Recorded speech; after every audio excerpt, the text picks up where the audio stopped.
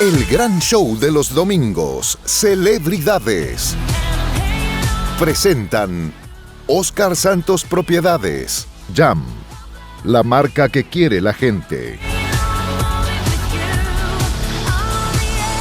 En vivo. No tuvimos el primer Ferrocarril Sudamérica, pero Oli Stroner tiene una soberbia, una arrogancia cuando habla. Y en exclusiva. Yo entré a la televisión pagando para que yo pueda estar. Tal vez. La gente me dice que se enoja, pero también quiere que se hable. Que muchas veces fui criticado y otras veces aplaudido, ¿verdad? Bienvenidos, ¿cómo les va? Como siempre, como cada domingo, aquí arrancamos celebridades de la pantalla de C9N. ¿Cómo están? Buenas noches. Hoy, como siempre, un gran show. Ya lo vieron, tenemos dos invitados súper de lujo para esta noche. Antes quiero contar, hablando de lujo, ¿verdad? Que me peinó Reymar. Como siempre, que allí en Sajonia, un clásico de clásicos. Y por supuesto, me cuida el cuerpo. Digo, el que peló el cuerpo y el rostro, la gente de Vela Aesthetic Spa. 14 de mayo, entre Gatimí y Jejubías. Las chicas son geniales allí. Carol, Ali, un saludo gigantesco para todos ustedes. Bueno, fantástico. Hoy, como te dije, un gran show, un gran programa. Tengo a mi lado a alguien que es muy joven, pero que sabe un montón de historias. ¿Cómo te va, Enrique Cos? Buenas noches. Buenas, Marcelo. ¿Cómo te va? Buenas noches. Gracias por la invitación. ¿Cómo andas? Tranquilo. Tan joven y tan historiador. ¿Cómo eso es en tu vida? La gente tiene una imagen de que todos los historiadores son viejos, pero... Sí, todos pensamos eso, ¿verdad? Sí, pero nos olvidamos a veces que alguna vez fueron jóvenes, ¿verdad? Claro, que, sí. Bueno, estoy en camino a convertirme en viejo, pero todavía joven. Pues sos re famoso, sabes un montón de historias, de la Triple Alianza, del Paraguay, todo sabes. Y no quiero decir que todo, pero sí trato de estar informado sobre la mayor cantidad de temas históricos posible. Y diría que mi fuerte es ese periodo más o menos alrededor de la guerra de la Triple Alianza. Ah, tú sos más fan de esa historia, ¿sí? Esa parte de la historia. Sí, como que estudié de manera más obsesiva, ¿verdad? Ajá. Así es. ¿Cómo nació esa obsesión, digamos, que es en tu vida? Y... O pasión, mejor dicho. Sí, pasa que mi papá tiene una pequeña biblioteca personal suya. Ajá. Y yo de chico, ¿sabes lo cómo son los chicos? Así, poco bichos, se van, toquetean todo. Claro. Y empecé a mironear un poco un día. Leí un librito que era chiquito, me gustó. Eso me llevó a otro. Y para el tercer, cuarto libro ya me picó el bicho y ya no tenía más cura. Ay, mira, qué fan. Una biblioteca propia tenías en tu casa para leer todo, ¿verdad? Nada del colegio, ¿que te atrapaste algún libro alguna vez o no? No vino del colegio eso. Tuve la suerte de cruzarme con un libro ahí en casa. Ah, qué fantástico eso. Y ahí nació tu pasión por la historia del Paraguay, digamos que, ¿verdad? Claro, ahí ya fue un efecto dominó. Eso me llevó a otro libro. Después era la época del Orkut, me acuerdo. Sí. Para que veas que tan joven no soy. Bueno, pero bueno. Pero bueno. Igual de la joven, sos más joven que tenés. ¿Cuántos años tenés ahora? Ahora, este año cumplí 30. 30 años, sos súper joven, sí. Así es. Como yo, ¿viste? Y... misma edad tenemos, sí. Sí. Y era en la época del Orkut que me puse a entrar en los grupos, en los foros de historia. Ajá. Y ahí nos cruzamos todos los enfermitos, entre comillas, de la historia. Sí. ¿Verdad? Y eso también me llevó a reuniones, conocí gente que también me recomendó el libro, hicimos actividades. Entonces, a partir de ella, no encontré más escapatoria. Ya estoy casado con la historia. Y hoy te dedicas netamente a eso, ¿verdad? ¿A ser historiador o cómo es? Principalmente. Estoy enseñando historia. ¿Ah, sí? ¿En las facultades? En un colegio. ¿En un colegio? Sí, y bueno, también escribo y estoy muy orientado a cosas históricas. Ajá. ¿Y cómo es ser profe ahora en un colegio? Y tiene sus dulzuras y a veces sus pequeñas frustraciones, pero en general es una linda experiencia, creo. Ah, mira. Sí. Sí.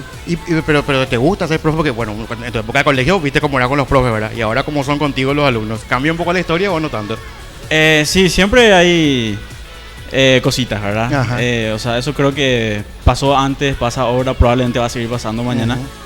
Pero en general tiene más bondades que lo contrario. Claro, ¿verdad? Sí. ¿Y los alumnos te piden que les cuentes alguna historia en específico? ¿Son también fanáticos como vos? Bueno, hay de todo, ¿verdad? Hay de todo. Hay algunos siempre que hacen más porque es lo que tienen que hacer, ¿verdad? Claro. Y algunos sí que me preguntan fuera del programa, digamos, mi profe, ¿por qué esto? ¿Cómo era aquello? Que me gusta más todavía, ¿verdad? Cuando les nace una curiosidad genuina. Y, claro. Hay de todo.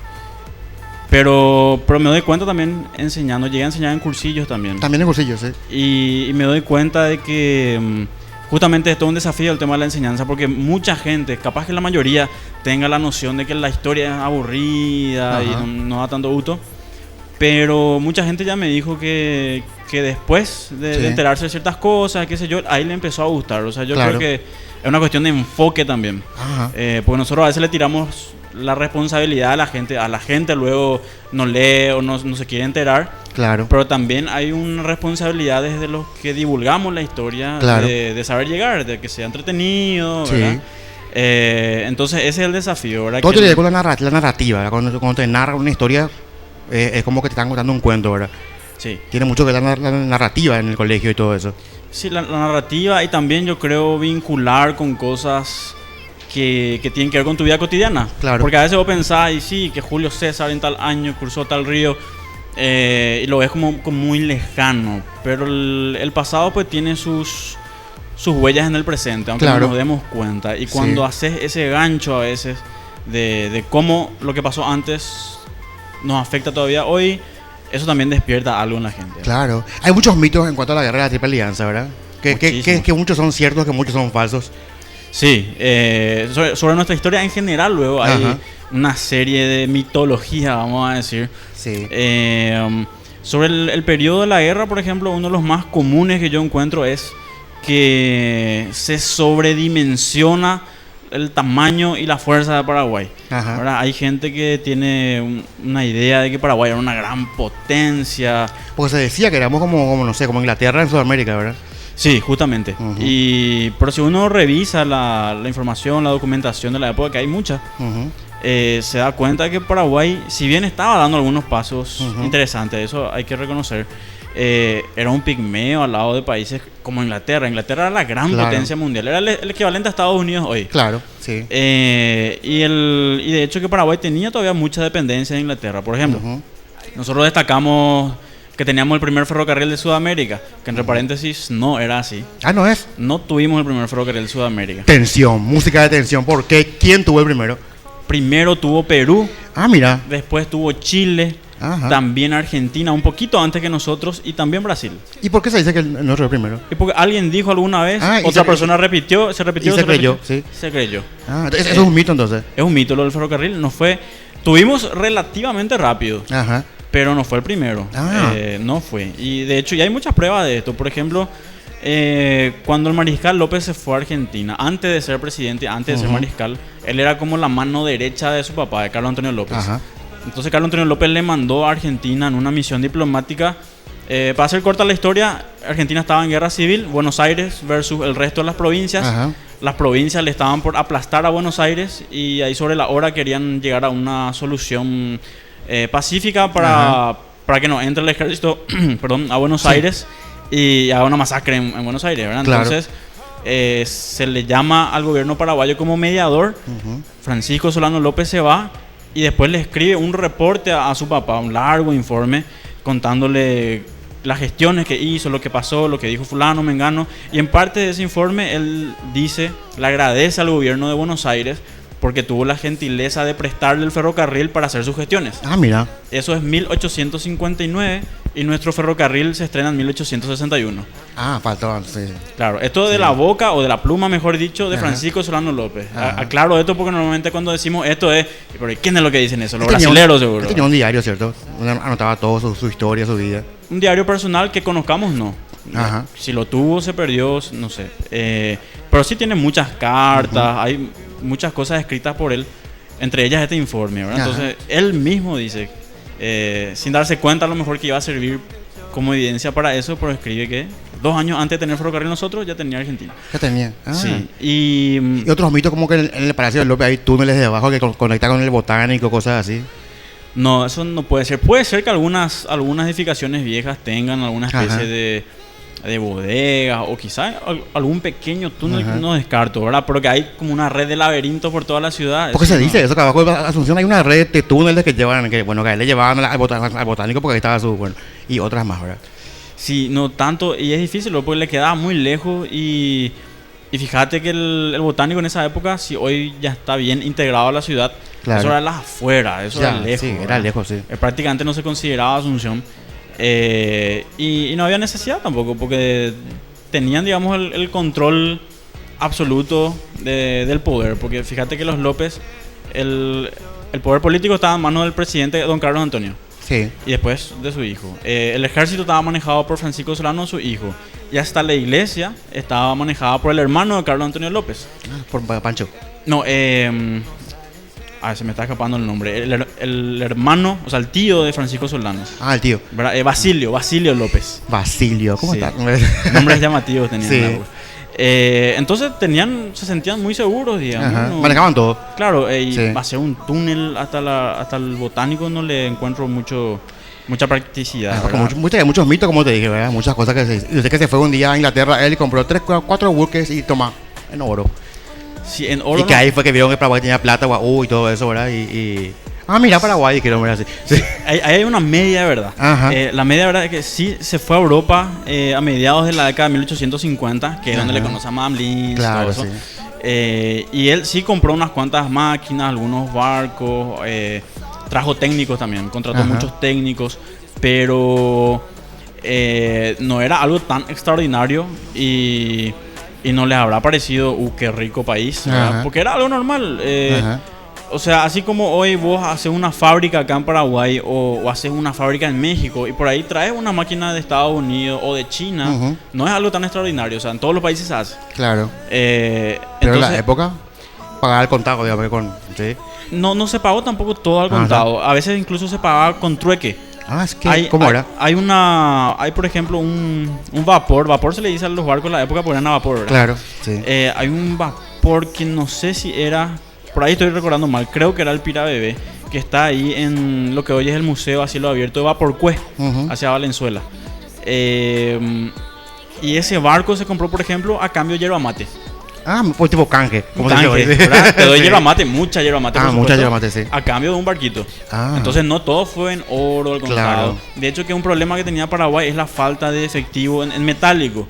Claro. Porque en la época del doctor Francia, Paraguay estuvo muy aislado. Paraguay era una especie de lo que hoy sería Corea del Norte, más o menos. Claro. En el sentido de que nadie salía, nadie entraba, el comercio estaba casi muerto, entonces no había efectivo.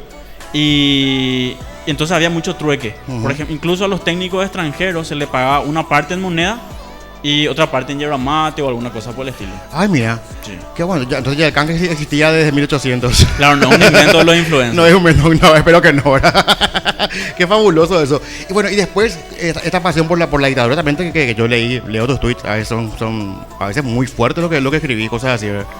No tenés miedo. Hasta tuviste apenas al propio Goli, Stroessner. Sí, que me iba a demandar, Ajá. no sé qué historia. No, pero ladridos estériles, ¿verdad? No, primero, ¿qué era que yo dije? Sí, dije algo sobre el ex Creo que dictador. él escribió algo que el país era mejor con su abuelo, que él creó esto. Bueno, que Paraguay era un país, no sé, ¿verdad? que no había Sí. matanza, que nadie era violado, que nadie era secuestrado. Que era un país de maravillas, según Un país de maravillas. Sí. Sí, yo le respondí, no me acuerdo que le dije, pero quizás un poco fuerte. Ujú. Cosa que yo no acostumbro porque yo trato de que la discusión sea cordial, incluso cuando hay una persona con posturas muy diferentes a las mías. De hecho, yo una vez en televisión me senté a charlar con el presidente de la Coordinadora Estronista del Paraguay, ¿verdad? Que yo estoy radicalmente opuesto a todo lo que dice, Ujú. pero nos pasamos la mano, hablamos bien, Ajá. sin problema. Pero Goli Stroessner tiene esto de que tiene una soberbia, una arrogancia cuando habla. Y viene y ya le patea a la gente de una, ¿verdad? Ajá. Insulta abiertamente. Entonces, a mí eso me genera una reacción también. Sí, y demandame si querés, le dijiste, ¿verdad? Sí, no sé qué le dije así medio Sí. fuerte. Amenazó, tiró una indirecta de que se podría demandar o cosas así. Pero que no tiene sentido. Primero porque lo que decimos sobre el difunto dictador, su abuelo, es cierto. Ujú. Primero. O sea, a mí me encantaría que me demande, así demostramos en tribunales todo lo que estamos discutiendo, ¿verdad? Claro, todo lo que él decía no era así, que es así, ¿verdad? Claro. Además, él amenaza con calumnia y difamación, que es una figura, yo no soy un experto en derecho, pero entiendo que es una figura para los vivos. Ujú. O sea, si yo empiezo a inventar cosas sobre vos me podés demandar por una de esas figuras, pero cuando se habla de un difunto ya no. Ujú. Hay otra figura especial que es sobre la memoria de los difuntos. Yo No sé entendió qué. que algo así hay, ¿verdad? Sí. Que no se puede hablar de un muerto, ¿verdad? Sí, porque Pero ese tiene- muerto tuvo mucha historia en este país. Entonces la Tiene- gente igual puede hablar de eso, porque fue Claro, parte de la historia. claro, no puedes es que no borrar. puedes hablar de Stroessner porque él nomás no quiere, ¿verdad? Claro, y además Sí. tiene un plazo de 10 años. Ujú, Y ya pasaron más de 10 años de la muerte de Stroessner. Él murió en 2006. ujú. Entonces es una amenaza, un jaque judicial absurdo que cualquier abogado se va a matar de la risa, Claro. ¿verdad? Pero bueno, yendo ya más al tema de fondo de la dictadura, sí, es un tema sobre el que yo insisto mucho porque se creen cosas que no son ciertas y eso tiene una repercusión en el presente. Por ejemplo, la gente piensa que, o sea, no la gente, pero mucha gente piensa que se estaba muy bien y que gracias al dictador había una seguridad de la gran pistola. Y Lo que había era miedo, no es que había seguridad. Había miedo y en algunas cosas concretas capaz que había diferencias. Por ejemplo, no había motochorros. Claro. ¿Verdad? Pero lo que yo trato de insistir siempre es que no es una consecuencia directa del dictador. No es que el dictador tenía una varita mágica y decía abracadabra, no hay más motochorros y no había. Claro. Sino que son características de la época. Antes de Stroessner tampoco había motochorros. E inmediatamente después, no es que el 3 de febrero se le echa a Stroessner y el 4 de febrero ya estaba lleno de motochorros a la calle. Claro. Yo me acuerdo, y vos también te acordarás seguro que a comienzos de los 90, qué sé yo, época de Guasmos y qué sé yo, si bien pasaban cosas, no había los motochorros. Si a vos, a mí nos decían motochorros, nosotros le íbamos a decir, ¿qué es eso? Sí. Porque eso es un concepto que entra ya por el 2000 y pico recién. Claro. Entonces, y ahí pasan cosas. Por ejemplo, ¿qué pasa en la década de 2000? Primero hay una explosión justamente de las motos, porque ahí se empiezan a ensamblar en Paraguay. Claro, y más barato, entonces todos pueden tener acceso a eso. Claro, te dan por cuotas, que claro. son fáciles. Sí. Y en simultáneo también entra el boom de los celulares. Hoy todo el mundo tiene celular. Sí. ¿Verdad? Entonces más o menos ahí aparece el tema de los motochorros, porque el ladrón común tiene acceso a un móvil, que es la moto, y sus víctimas tienen un objeto de valor casi seguro. ¿Verdad? Porque si vos ahora me asaltás en la calle, me vas a sacar mi celular, que algo ya vas a sacar de interesante de plata con eso. Claro. Por ahí, si la gente tiene un champión lindo, también puedes hacer algo de plata quizá con eso. Ahora, si el motochorro se va al pasado, 40 años atrás, ¿qué estaría robando? Porque championes de marca no tenía la gente. Celulares todavía no existían. No. Entonces le ibas a sacar seguramente su pasaje y la plata de su almuerzo. No era tan lucrativo ser motochorro. Claro. Y si vos andabas asaltando en una moto, enseguida se te iba a pillar, porque vos ibas a ser el único en tu cuadra seguramente que ibas a tener una moto. Se te iba a fichar luego como el tipo de la moto. Sí, la gente decía, yo podía irme al Biguá o al Sajonia caminando, que era todo seguro a la madrugada, ¿verdad? Pero tampoco no había lo que había hoy por hoy en las calles, ¿verdad? Era otra época. Claro, y las ciudades eran más chicas. Era diferente, ¿verdad? Claro, Asunción era un pueblito hace 40, 50 años. Sí. Y qué sé yo, la gente se conocía, ¿verdad? Eso también contribuye. Y de hecho que algo de eso existe todavía hoy en el interior del país. Claro. Vos te vas a los pueblos más chicos del interior y la gente toma así tereré, ¿no? Claro, duerme con su ventana abierta. Eso como la gente decía que antes se podía dormir con la ventana abierta, ¿verdad? Claro, yo hace poco yo me fui a hacer una charla con unos chicos a Villarrica y nos fuimos a una radio y en eso le íbamos a dejar nuestras cosas en el auto. Y yo le dije, ¿podemos dejar acá? Y sí, no hay problema, no sé de cuánto, ¿verdad? O sea, ningún miedo a que rompan el vidrio, ¿verdad? Villarrica. Sí. Hoy. Entonces, son características de la época nomás, eso es lo que quiero hacer énfasis. Y si nosotros creemos que eso es gracias a la varita mágica del dictador, eso nos puede llevar a hacer un falso diagnóstico, y el falso diagnóstico nos lleva a medicinas o curas o arreglos que no solucionan nada. ¿Verdad? Por ejemplo, la gente une con flecha de, bueno, en época de Stroessner no había motochorro, en época de Stroessner no había... tampoco se respetaban los derechos humanos. Entonces allá X, ¿verdad? X es igual, sin derechos humanos no hay crimen. Claro. Y hasta hoy se dice muchísimo eso. Hasta hoy se dice. Bueno, me encantaría hablar contigo más tiempo, pero se me fue el tiempo. Pero antes de que te vayas, quiero que tu opinión, ¿verdad? De que hoy en el poder esté alguien que tiene que ver con esa historia de la dictadura, ¿verdad? Que es el hijo del que sabemos, ¿verdad? Sí, yo creo que ahí hay un simbolismo muy duro, ¿verdad? Es como que en el fondo no nos importa demasiado lo que pasó. Y de hecho eso es cierto para un segmento grande de la población, ¿verdad? Paraguay, por ejemplo, en las encuestas de Latinobarómetro se llama, que miden lo de la democracia, Paraguay es uno de los que más rechazo tiene la democracia. Y eso es un síntoma que se refleja en lo de Marito, ¿verdad? O sea, más allá de que sea Marito, el hecho de que esté ahí una figura vinculada a la dictadura, habla más allá de Marito, nos dice que todavía no nos importa lo suficiente lo que pasó, y eso tiene una serie de cosas preocupantes detrás. Qué terrible. Bueno, ¿cómo la gente te encuentra en las redes sociales, para saber más de vos, para conocerte más? ¿Cómo hacemos? Me pueden encontrar en Facebook con mi nombre, que es Enrique Cosp, se escribe COSP. Y en Twitter igual, solo que en el medio una barra baja, ¿verdad? Enrique_Cos. Que pueden ver todas las peleas que tuvo con Gol y Astroner. Pueden ver. Te agradezco mucho, Enrique. Y bueno, éxito. Ojalá que vengas pronto otra vez para hablarnos mucho más del tema. ¿Sí? Cuando quieras, gustazo. Te agradezco muchísimo, sí, muchas gracias. Quédense aquí porque ya enseguida llega Julio Fernández, el chef, que promete hablar y mucho te cuento. Pero antes quiero contarte que sabes que si buscas una buena inversión, que mejor que un lote propio, como te cuento siempre, con quien más sabe en propiedades. Elegí todo lo que más te guste en el Facebook y entrar así, buscarlo así como Oscar Santos Propiedades, en Capiatá, en Ipané, en Pacaraí, en Lucca, Cacupé, Villa Ayes, en todo el país. De hecho, más info en el teléfono que ves en pantalla o anda al Facebook, como te dije, y buscarlo como Oscar Santos Propiedades. Una inversión segura siempre es un lote propio. Pausa, a la vuelta hay mucho más aquí en Celebridades, no te muevas. Oscar Santos Propiedades. Ya viene. Yo entré en la televisión pagando para que yo pueda estar. Está presentando Celebridades Oscar Santos Propiedades. Una inversión inteligente.